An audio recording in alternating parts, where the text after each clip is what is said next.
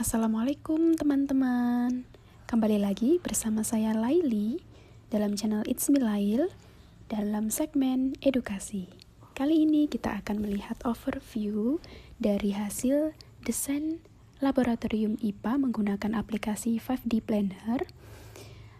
Pertama, ini merupakan hasil visualisasi 2 dimensi. Terdapat 6 ruangan secara umum di mana ruangan ini memiliki panjang sebesar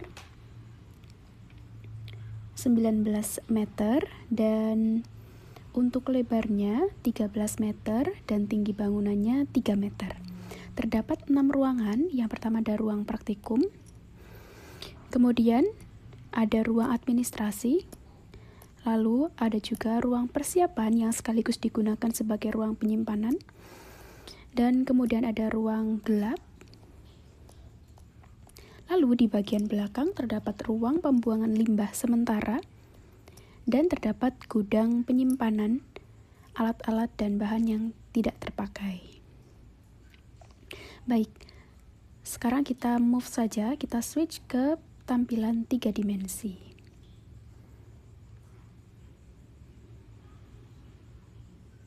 Baik, teman-teman di sini akan diarahkan masuk melalui pintu depan. Sebentar, ini saya beri atap terlebih dahulu supaya nanti di bagian dalamnya lebih terlihat jelas. Oke. Baik, kembali lagi ke 3D.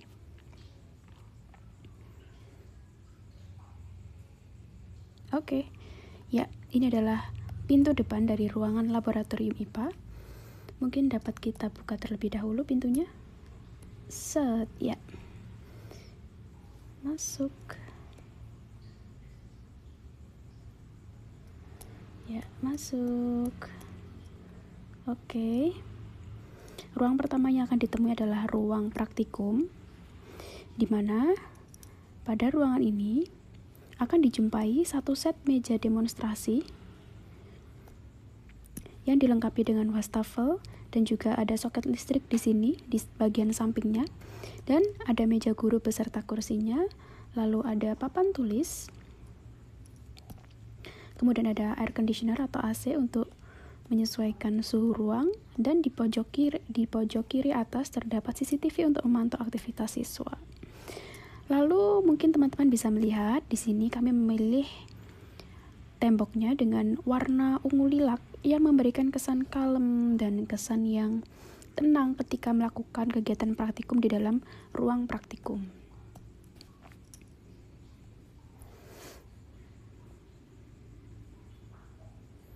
Ya, sebentar teman-teman, ini agak hilang ini. Ya. Oke. Wait.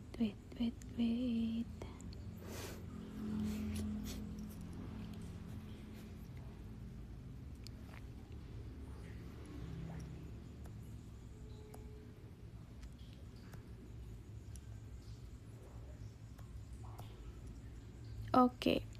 Ya, jadi di sini kita dapat melihat terdapat 6 set meja praktikum, di mana dalam satu set ini masing-masing siswa memiliki atau terfasilitasi oleh laci meja, kemudian ada wastafel, dan kemudian ada kain basah di sini yang digunakan untuk keadaan darurat maupun untuk membersihkan anggota tubuh siswa yang basah. Lalu untuk kursinya memiliki tinggi sebesar 55 cm sesuai dengan standar, di mana untuk kursi memang seharusnya 20 hingga 25 cm lebih rendah dibandingkan dengan meja praktikum. Sedangkan untuk meja praktikumnya memiliki tinggi 80 cm. Untuk instalasi listrik, di sini menggunakan stop kontak dalam sistem tertutup, yang mana sistem tertutup ini digunakan untuk menghindari hal-hal yang tidak diinginkan atau percikan air misalnya yang dari wastafel pada samping kiri dari stop kontak. Baik, di bagian samping juga terdapat apar untuk alat keamanan, dan juga kotak P3K. Kemudian ada juga 2 jendela besar sebagai ventilasi alami.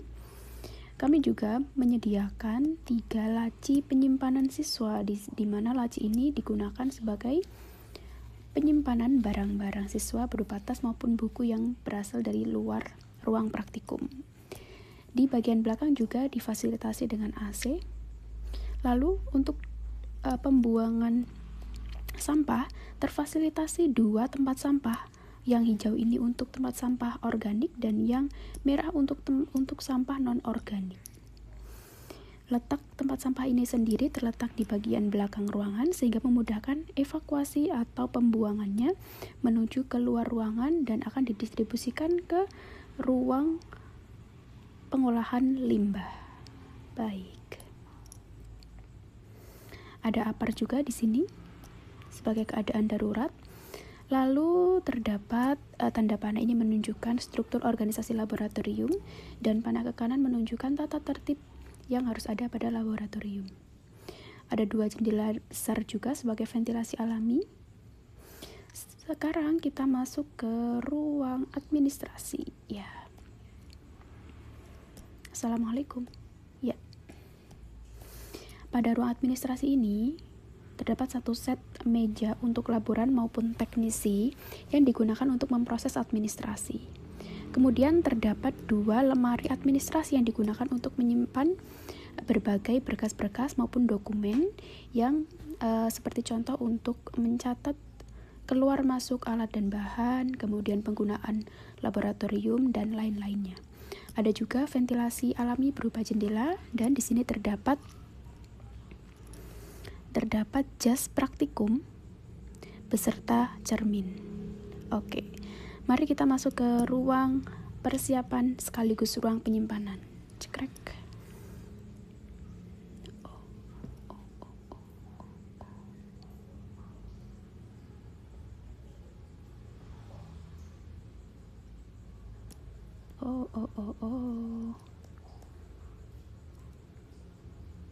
Ya.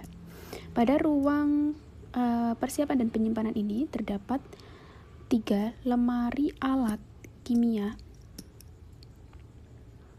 Kemudian di sini adalah lemari bahan kimia dan ada refrigerator. Lalu ini adalah lemari untuk menyimpan alat dan bahan biologi berupa preparat maupun model-model dan struktur, di mana lemari ini memang disetting lebih besar daripada lemari lainnya. Karena biasanya untuk struktur dan modelnya ini berukuran besar. Dilengkapi pula dengan wastafel. Lalu masuk ke ruang gelap. Ya, di ruang gelap ini tersedia 2 lemari yang digunakan untuk menyimpan alat-alat yang bersifat optikal seperti kamera, lensa, dan mikroskop. Kemudian terdapat 1 lemari lagi yang digunakan untuk menyimpan alat-alat fisika berupa alat-alat optik, berupa alat-alat listrik. Ini juga terdapat meja yang digunakan untuk menguji coba alat-alat sebelum digunakan oleh peserta didik. Oke. Jadi nanti ketika alat dan bahan sudah disiapkan pada meja persiapan di dalam ruang persiapan maupun ruang gelap, maka langkah selanjutnya akan dibawa oleh setiap kelompok menuju ke ruang praktikum. Ya, jadi nanti alat dan bahannya langsung terdistribusi ke masing-masing meja praktikum siswa. Oke, baik. Kemudian untuk ruangan bagian belakang, mari kita berpindah ke ruang pembuangan limbah sementara. Oke. Baik, di sini terdapat ruang pembuangan limbah sementara. Karena bersifat sementara, kami baru menyediakan dua wadah untuk membuang limbah yang organik dan non-organik.